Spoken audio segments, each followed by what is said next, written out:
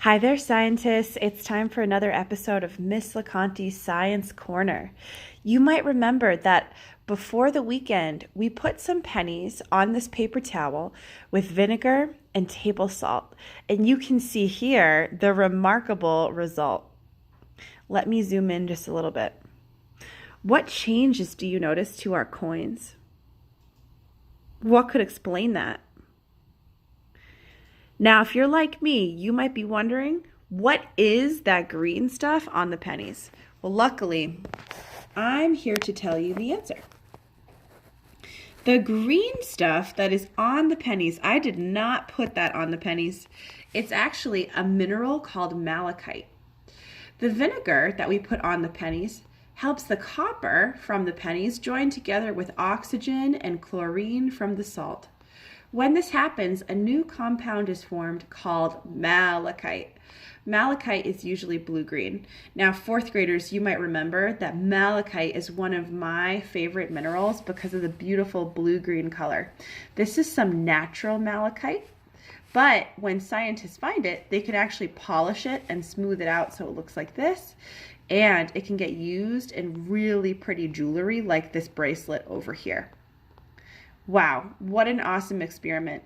If you try it at home, remember, older pennies typically have more copper in them, so your result is going to be a lot better with an older penny.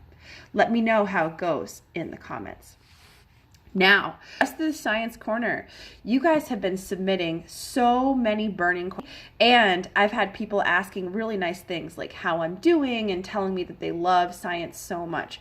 I appreciate everything you're sending to me, and today I'm going to answer about 4 of your burning questions. The first one comes from Caden, a 4th grader in Yukon. How come when parts of a magnet come together, they don't stick together? They only stick to metal? Caden, awesome question. The answer has something to do with something we learn about in 3rd grade called the poles.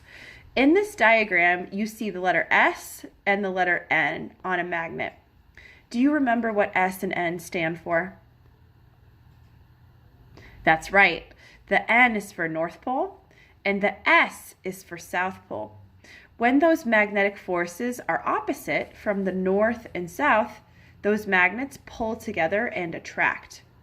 But when the magnetic forces are the same, with a north and a north pole together, or a south and a south pole together, those magnets will actually push apart and repel.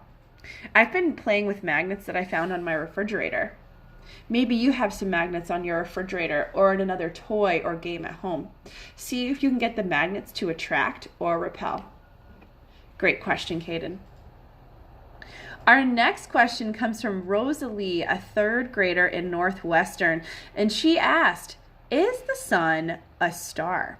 Great question, Rosalie. The sun is a star, and it is found at the center of our solar system. Now, what's the difference between stars and planets, you might ask? Well, a star is usually a ball of hot, flaming gases. And planets usually have a part that's made out of rock, just like our planet, the Earth. One interesting fact about the sun, it is so big that we would need 1.3 million Earths to actually add up to fit inside of the sun. So think about that for a second. The sun is huge. Great question, Rosalie. Next question comes from Julian in Ohio. Now, Julian, you must be ready for high school because I didn't even learn about this until 9th grade biology. Julian asked, what is natural selection? Natural selection. It's something that happens in nature over a long time, sometimes even millions of years, that makes some types of plants and animals more likely to survive and reproduce than others. Now, that something is usually a type of pressure or force that comes from nature. So let's look at this cartoon for a good example. Here we have 3 birds. And you can see they're eating 1, 2, 3 green beetles. So these birds, they love to eat the green beetles, right? But you see down here in our beetle population, we have some green and some tan beetles. Now think really hard. If the birds like to eat the green colored beetles, which color beetles are more likely to survive? Tan or green?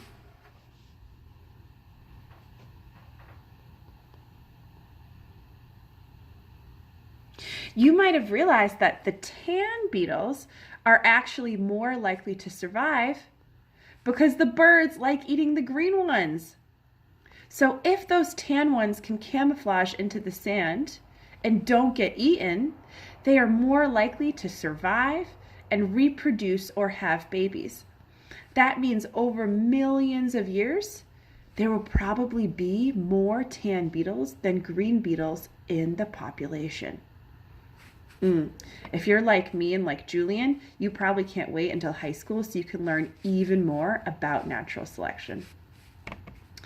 This next question was just a fun one from Ariana and Smith. And she asked me, what is your favorite type of science? Ariana, great question. I love all types of science, but my absolute favorite is called biology. Can you say that with me? Biology. And you can see from some of the animals and even from some of the plants or even human beings in the picture, and these are called cells. Biology is just a fancy word for the study of life. Yeah, I love learning about animals. I love learning about plants. The study of life is really, really interesting to me. That's why the third graders know my favorite unit is usually our crayfish unit. And in fourth grade, one of my favorite units is when we get to learn all about the human body. Such great questions from you. The last thing today I want to tell you about is something special happening in the sky tonight. If you can look out the window, or maybe even go outside as long as you're staying 6 feet apart from everyone else, you might look up in the sky and see something called a pink super moon. The full moon of April, called the pink moon, is going to occur tonight starting at about 7:30 p.m. This is one of the early spring flowers indicating the start of spring. Yeah, so the color moss pink comes from one of the early spring flowers. The orange and red tints are caused by dusty particles or small pieces in the Earth's atmosphere. When packets of light, known as photons, pass through the atmosphere, it produces a pink hue. And I read on science.com that the pink moon is really caused when the moon is actually closer to Earth than usual. So if you take a look at the night sky tonight, let me know. I'll be out there trying to look at the same moon as you. Reminder, third graders, we have our science hangout tomorrow, Wednesday at 12:30. Fourth graders, we have our science hangout on Friday at 12:30. And both grades, you guys should be doing your assignment for the week found on your teacher's website. Anyway, scientists, I hope you have a great rest of your day, and I'll talk to you soon.